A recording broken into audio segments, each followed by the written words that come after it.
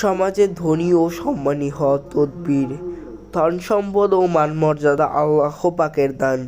কাজেই মহান আল্লাহ তাআলা রাব্বুল আলামিনকে অধিক মাত্রায় ডেকে যদি সন্তুষ্ট করা যায়, সৌভাগ্য তার কাছে এসে নিজে ধরা দেবে।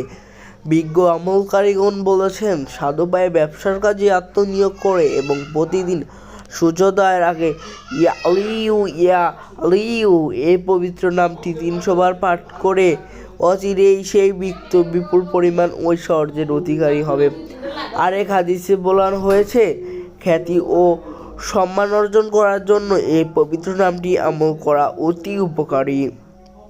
প্রত্যহ 5 বার তাওবা ও আস্তাগফিরুল্লাহ, 5 বার দরুদ শরীফ পাঠ করে 300 বার ইয়া আলিউ পাঠ করবে। এই পবিত্র নামের নিম্নলিখিত নকশাটি মেকশক জাফরান কালি দ্বারা লিখে সাথে ধারণ করলে একই উপকার পাওয়া যাবে। তাজবিটি এই।